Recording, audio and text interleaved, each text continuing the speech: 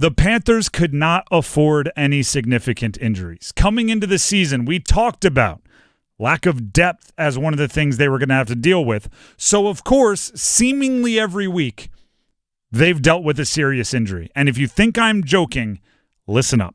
Week 1, Derrick Brown, maybe your most talented player at any position, blew out his knee, done for the year. Bruh. Week 2, no major done for the year injuries.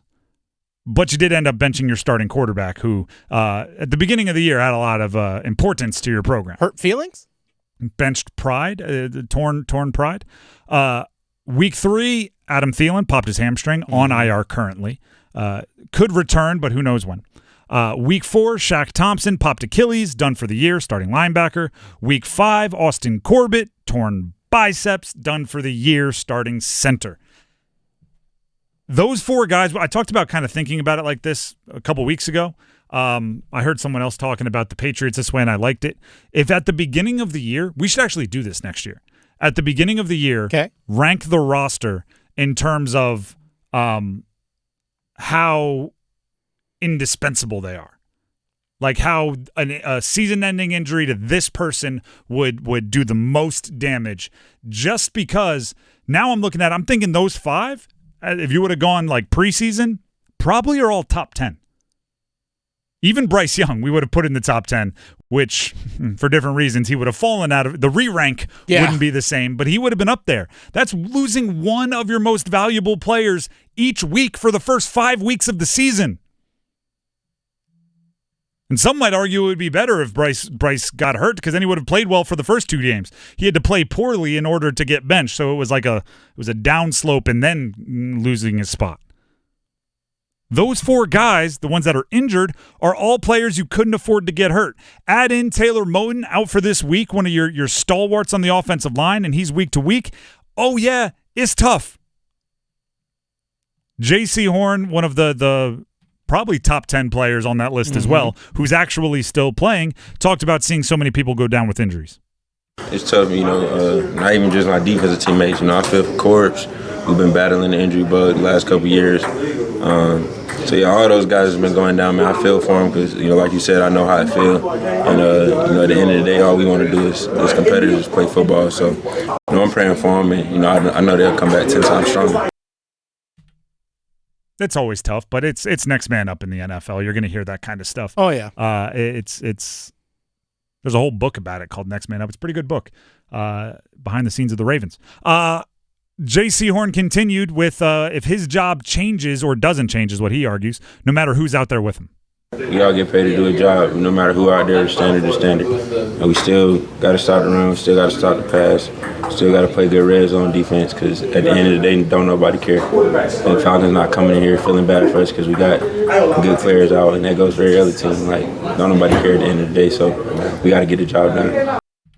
Nobody cares, work harder. That's what I'm hearing, and that's a good way to think about it because there's no help coming. No one's going to feel sorry for you. Nobody's going to save you. There's no cavalry on the other side of a hill that's about to come over the top. It hurts even, but from where we sit, right? We're not in the building. We can acknowledge that it hurts more with a shallow roster. Who on the Panthers, right? There's the most obvious example would be like a quarterback like Patrick Mahomes, right? They've had a bunch of injuries in Kansas City, right? Hollywood Brown goes down, he's out for the year. Rashee Rice goes down, he's out for the year. Pacheco goes down, he's out for 7 or 8 weeks. These are all expected starters, skill positions. They get hurt, but you have Patrick Mahomes to cover up the holes. Who do you use to cover up the holes with the Panthers? If your wide receivers get hurt, who steps up in the running game? If your offensive line gets hurt, do you trust Andy Dalton / whoever's playing quarterback to be able to get rid of the ball faster and still be effective? If your offensive line gets banged up, do you trust Chuba Hubbard to make the most out of not being provided holes and space and creases to go run through? If Derrick Brown gets hurt, who do you trust in the linebacking core other than Shaq Thompson, who's also hurt, to shed blocks that wouldn't even get to them if Derrick Brown was playing? You need to have guys that can cover up holes, can play their entire job and do 50% of someone else's to help the guy who's being hurt or replacing the person being hurt. And then to continue on to that, we knew this was going to be a problem. We knew it. I don't say this to be overly mean. I say this to just lay the land of the situation. The Panthers were always going to be like the FCS team. I played FCS football, right? I know what that means. At the beginning of the season, if you play in the first 3 weeks, I like a lot of FCS teams to pull off upsets. The reason being, they just don't have the depth. Mm-hmm. There's a handful of guys that are good at FCS programs. The problem is when a starter gets hurt, that backup, it gets real thin real fast. It gets real thin. You have at the time, I don't even know if it's still true, we had less scholarships. Obviously, it's harder to find diamonds in the rough. So at the end of the year, if you could play an FCS team, I'm like, there's no shot. But the beginning of the year, it's all right. I looked at the Panthers the same way. They had so many holes in the roster going into the offseason that they couldn't fill too deep at every position they needed to improve. They could barely fill just the starter with someone they felt was an improvement over last year because you run out of salary cap, you run out of draft picks, you run out of things you can trade away. So when a contender is like a Chicago deep dish pizza, right? You have depth at every bite. The Panthers came into the season thin crust. They came into one false bite and the whole thing's going to crumble. They've now suffered 5 minimum, in addition to others, the Josie Jewell missed some time, Damian Lewis missed some time, Taylor Moton missed some time.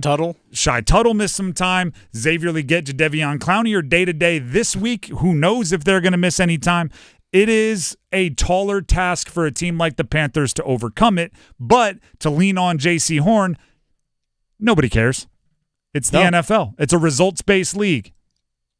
There are things you can do. Run more misdirection. There are things you can do. Shorten the game. Let the play clock bleed out. Run the ball more. There are things you can do to maybe equalize. Hope for rain. Fingers crossed you get rain. Rain's a great equalizer. Yeah. There's things you can do, but there's also just an acknowledgement that sometimes the problems you're facing now, the seeds for those problems were planted months ago, years ago. And what you don't realize is the reason it's really hard to replace Shaq Thompson and Austin Corbett now is because you didn't draft well 3 years ago. So you don't have guys on cheap contracts that let you spend money on depth. The only guy that's currently on their roster from their 2022 draft, Ike Ekwonu. That's it. That right there explains it. Amari Barno's on injured reserve because he's nicked up, and that's it. I think Cave Mays on the practice squad. I don't think so. But that's it. You have one from your 2022 draft class. Those should, right? Those 2022 draft classes, those draft class members should be the ones that are starting now, a couple of them, handful of them, starting now, which allows you to spend more money elsewhere because they're still on their rookie contract. Maybe that gave you the opportunity to bring in, a depth pass rusher to replace DJ Wonnum while he's hurt. But instead, no. Instead, you're still paying for the sins of the drafts from 3, 4, 5 years ago. Oh, yeah, you're paying a lot. Because you think the second-round pick from that 2022 class was sent to the Jets to get Sam Darnold. And we've done that math before on how much has been spent on quarterbacks. It's not just the Bryce Young trade, everybody. Oh, there's more. Oh, Matt Corral is part of that 2022 draft. What's he doing? I did see something. What was it, a USFL or a Canadian contract? I know PJ Walker signed with the Calgary. Was it Calgary Stampeders? There's too many former Panthers quarterbacks to keep track. I do know that every couple days one's on national television lighting it up. Baker Mayfield, Sam Darnold, etc. But the others, they're running around. Who knows where they are?